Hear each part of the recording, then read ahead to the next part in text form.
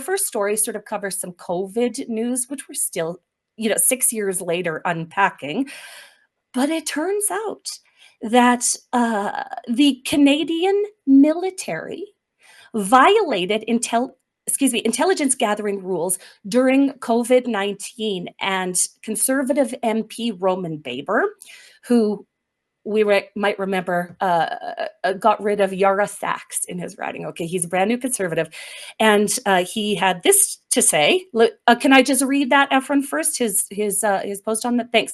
Senior military leaders viewed the pandemic as a chance to test out propaganda techniques on Canadians. And Roman Baber, to his credit, says heads must roll, and this can never, ever happen again. So, as it turns out, Alexa Lavoie, our military used the unprecedented COVID-19 pandemic to make some liberal choices with their intelligence gathering of regular, everyday Canadians. This comes to us from the CBC, and in the piece, it was a nonsensical operation from the very, very beginning. And so this is the Canadian Armed Forces who took it amongst themselves on their personal computers and networks at home to spy on regular Canadians' thoughts and ideas while those Canadians were having their lives destroyed by government actions.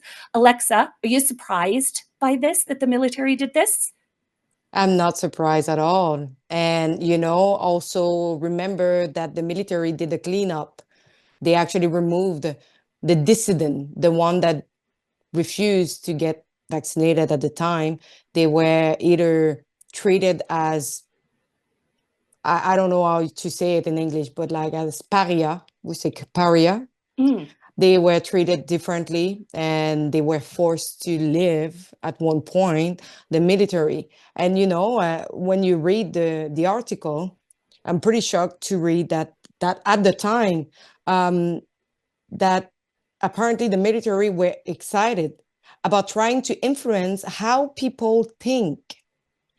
Yep. This influence campaign, he said, was aimed at trying to make sure Canadians understood the threats posed by COVID-19 and to boost support for the military. What is this? Like, seriously, who paid for that? Who actually instructed to do that? Because that person should be audited. That person should be facing a kind of justice, because this is illegal to spy on Canadians. Anybody that had anything to do with this should have been fired back in 2020 when they did, they looked at this. P.S. This is amazing. They called it a really amateur effort, badly conceived, badly managed, and should have never come into existence at all, because the people that were working for the Canadian military, so I don't know if they're members, if they're civilian members, or who they are, but they were too stupid to even know that what they were doing was gathering intelligence against Canadians that would then be used against them. Anybody that came within 1 kilometer of this initiative out of the military should be fired, should be on trial. That is the reality of this. And yet, do we believe that there's going to be any accountability for this, Alexa?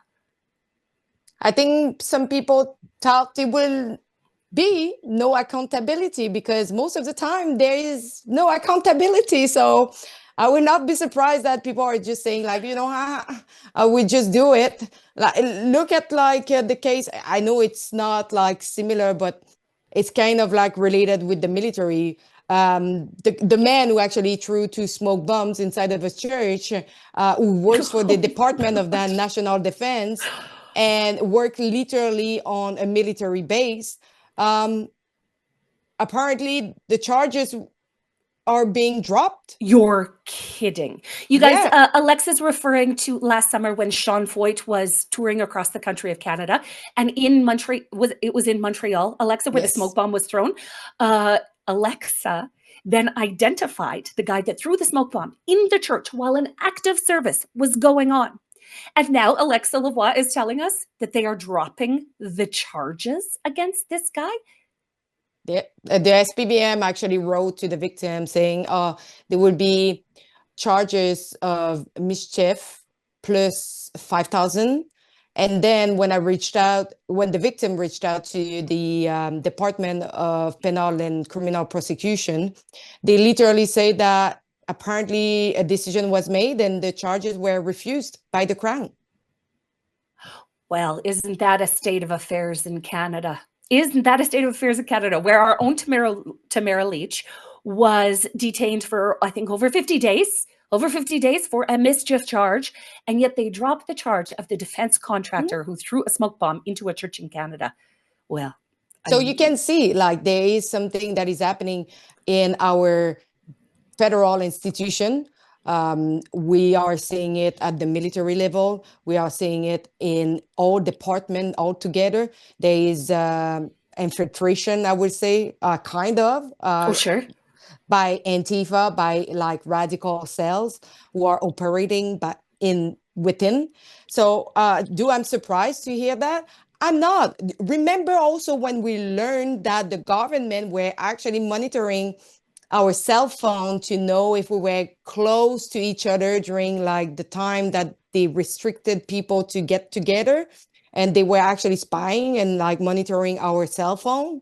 That was also another breach of violation of our rights and our Charter of Right and Freedom, and a violation of our private life. Yes, true story. And by not charging the defense contractor with any charge, what it tells the rest of the activist classes that are working within Canada's military, Canadian law enforcement, Canadian intelligence, is that if you go way offside, completely misrepresent the public institution that you work for, nothing's going to happen to you. Absolutely nothing's going to happen to you. And so until we can make people accountable for their actions, especially when they are tied to the government, we can just see this abuse go on and on and on. And do you think that it would be accountability? I don't think so. Well, I think they're going to get promoted. Watch, this piece is going to come out from the CBC, and somebody from the Liberal government is going to go, wait a second. Did the military mistreat the people of Canada? Let's promote those guys. 4-star generals. That's what the response of the Liberals is going to be, because that's how they always respond, right? If you immensely crap the bed on the Canadian public, well, then that's a leader within the Liberal Party of Canada. So anyway, guys, the Canadian military be clowning themselves again.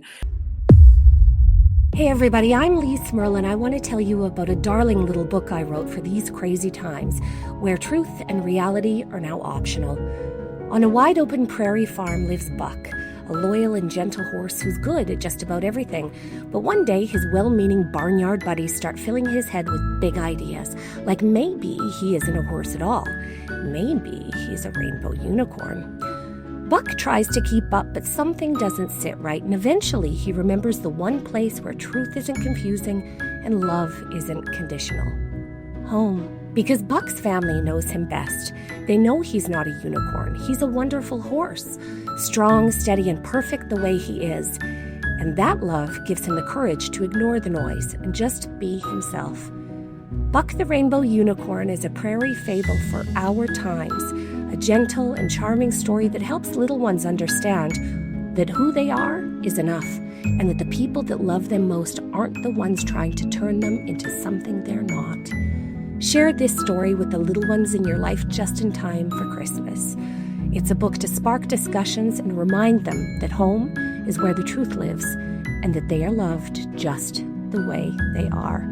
Get your copy today at bucktherainbowunicorn.ca.